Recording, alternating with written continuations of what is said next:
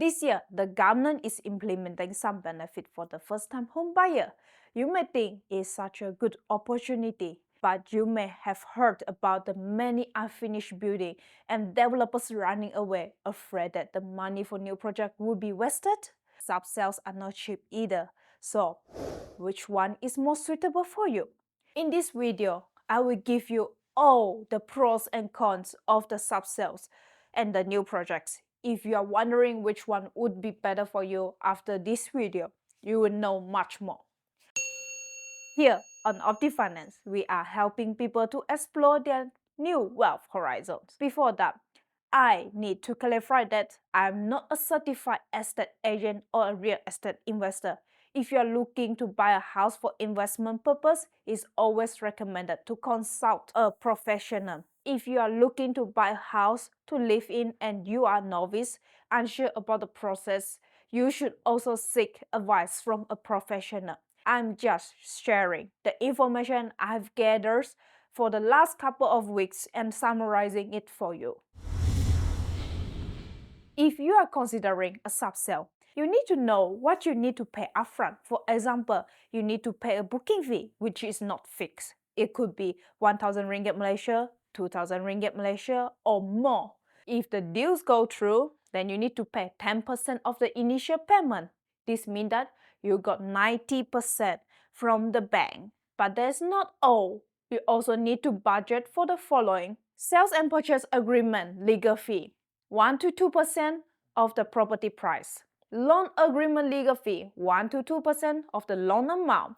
Sales and purchase agreement stamp duty, 1% for the property's value under 1 million and 2% for the value above that. Loan agreement stamp duty, 0.5% of the loan amount. Transfer ownership stamp duty, MOT, 1 to 2% of the property price. Agent fee, 1 to 3% of the property price.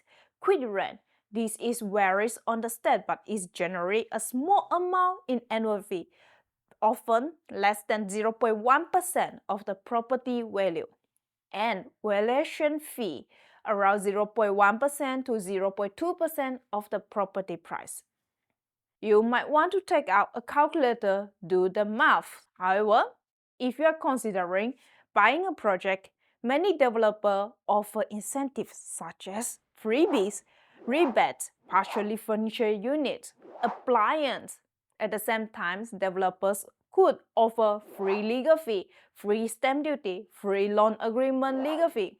But if you buy the project, then you will need to pay the progressive interest. If you are currently renting a house, then it costs you extra money.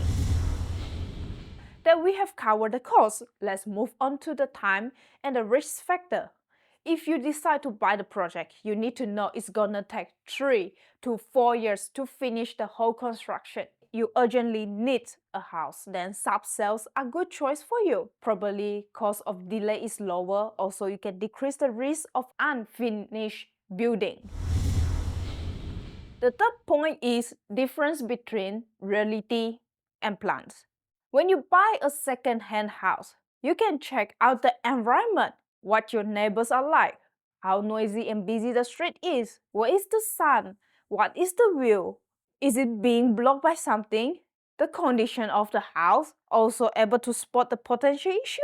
However, if you plan to buy the apartment project, then you are only able to choose the floor number, the sunlight, the view itself. If there's vacant land nearby, then it will be potential problem if there would be a building introducing the new development. After discussing so much, the summary is that whether you buy subsales or new project, each has its pros and cons.